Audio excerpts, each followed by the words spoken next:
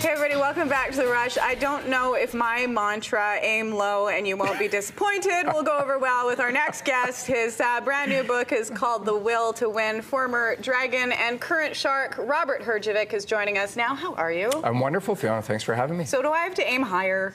You do. You got to have a goal. Low is too low. I always believe set your goals low in life, so if you're drunk, you can still achieve them. Or crawl under them. That's why you're a millionaire. That's right. That'll be our book, Patrick. That's our book. But Fiona, when you were a little girl and you dreamt big, what did you want to be? What did you want to be when you grew up? Exactly what you are now? No, I wanted to be a lawyer, and then my dad, who was a lawyer, had a good talk with me saying, are you sure you want to be a lawyer? Yeah, lawyer's not. Patrick, did you want to be a comedian? I did, actually. I wanted to be a comedian. I wanted to make people laugh. And did you want to be a comedian for all the money? You know what? I wanted to be a comedian because my life was very dark and lonely, and I just wanted to know what happiness was. How do you think he's doing, Robert? That's uncomfortable. In terms of the dark and lonely part? That sounds great. But you know, the key to success, all joking aside, is you gotta love what you do. I mean, you are so much fun. We're watching you guys. You're having a lot of fun. I love what I do. I was up at 5 o'clock this morning, went to sleep at 1 o'clock. I love what I do. You wouldn't love what I do, but I love it. You got to do it. And was it always being in business for you? Was that always your calling? You know, everybody knows your rags to riches story. No, it wasn't about business. I mean, for me, it was about raising myself up from where I was. We were pretty poor, and I didn't know about business. I didn't know how to start a business, how to run a company. I was just tired of being poor, and I didn't want to live like that. Would you say that the reason for your success is because your father was an immigrant and he came here, worked as hard as he could, very proud man? Would you say the reason for your success is because you were instilled with an incredible work ethic, or like somebody like a Warren Buffett, you just have such an aptitude for making money that you were born in the right place, right time? Absolutely not. I've met Warren Buffett. It was really an interesting experience, and I am not as smart as Warren Buffett. I don't have an aptitude for investing, but the one thing I do have, I've always had, is the ability to survive.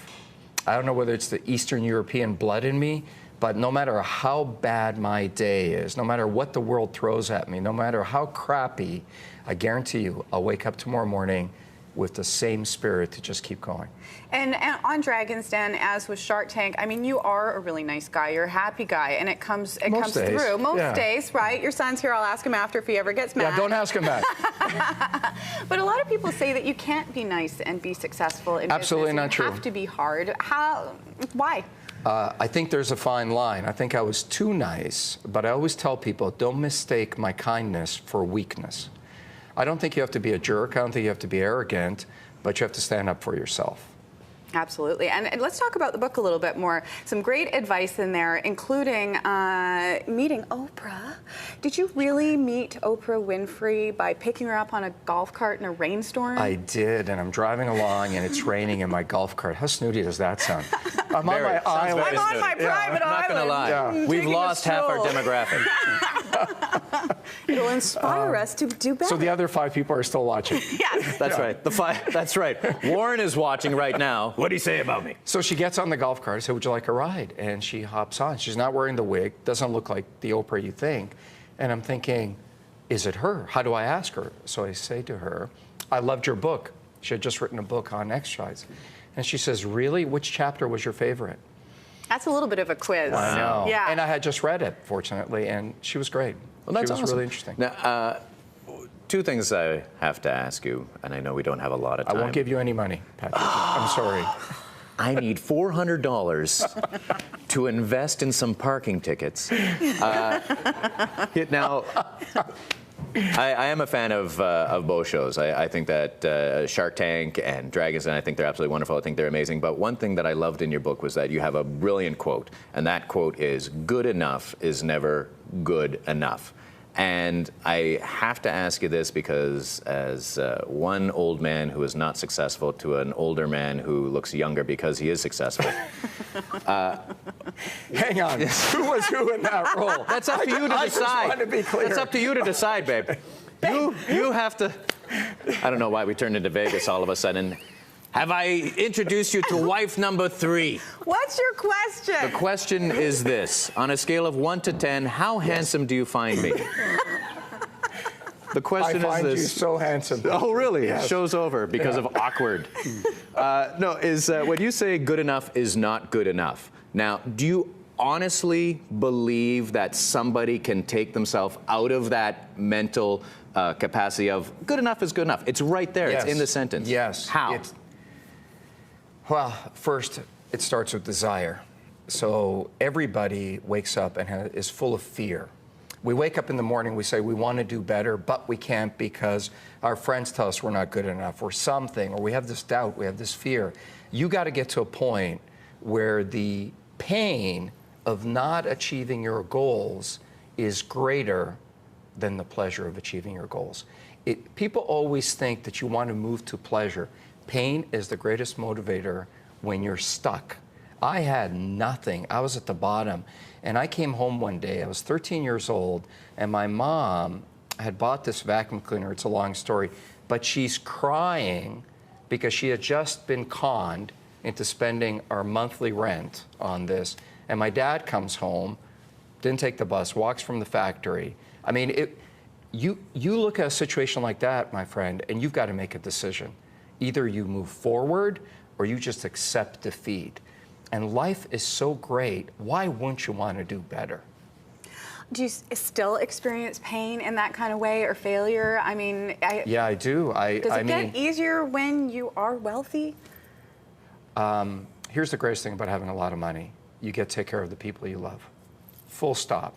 It's not about buying another Ferrari. I mean, you'll always want more stuff. My first car was a 1981 Mazda RX-7. I had the absolute same joy driving that car, because it was my car, as I do today with a $1 million Ferrari. I mean, okay, the Ferrari goes a little faster, but I think you get my point. Mm-hmm. So you've got to have that joy. But really, if you don't make a certain amount of money in this society, you cannot take care of those you love. But it seems like in this day and age we're living in, that success and wealth are frowned upon in some way, or it's impolite to, be successful for some reason. People like to look down on that. I blame some of the other members of the TV shows we have. I think in this society, people flip money and create no value to make a lot of money. And I look down on that. I don't think that adds anything to society. My current company, we started 10 years ago, 3 guys out of a house. Mind you, it was a big house. And today, we're 175 employees. We created this. We created this from thin air. I'm extremely proud of that. So I have no problem with my success. Absolutely none. Because if I did it, you can do it. Patrick, I don't know. I agree. I agree. But you can do it. Now, you brought up the cars. We've got to talk about the cars because you have one heck of a car collection. Do you have a favorite child of the cars that you have now? Look at that.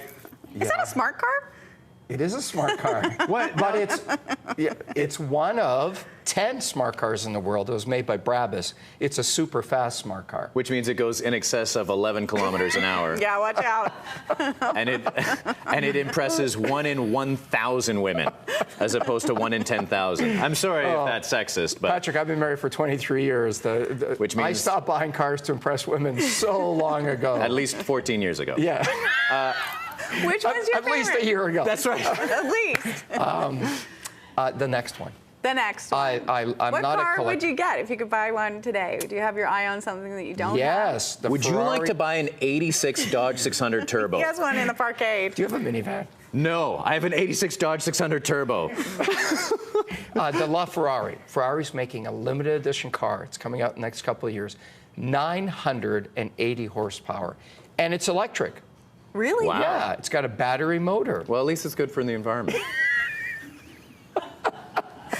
That's why I want to get it. Are you still racing cars? Funny you ask. I'm actually taking the rest of the season off. I had a bad crash in Brazil. We heard about 2 weeks this. ago. What happened? Is this you in the car right now? That's the car. Wow. That was actually a crash from a year ago. Oh, it was. And You had I walked another away. crash. I walked away from that one, and 2 hours later, I came in 5th in the race. Just 2 weeks ago, I had another crash that didn't look that bad, and I really, really hurt my back a lot. So you're going to take the season off? Yes, I think so. Good Wow. plan. Yeah. Oh my goodness! I may race motorcycles, something safer.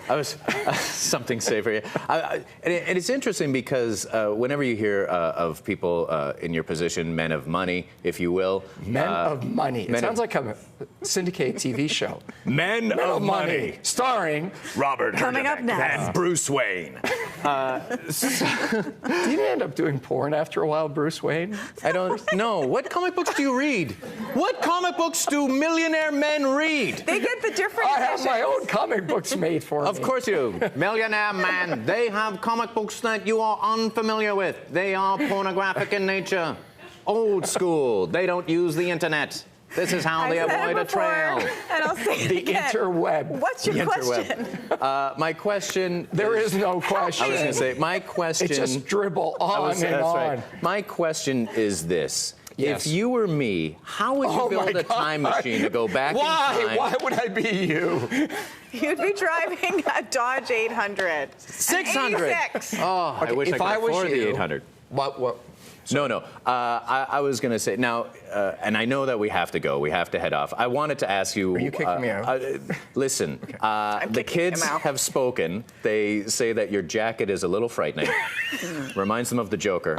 I'm saying this as I wear an ascot.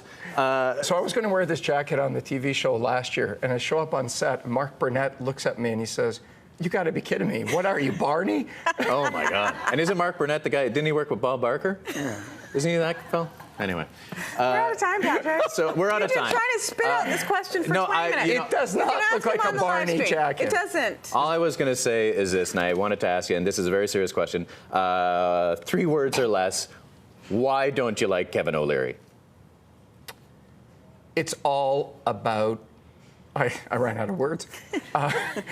You could have said money. money. The third word. There you go. It's about money. That's my issue. Is I think life is about success.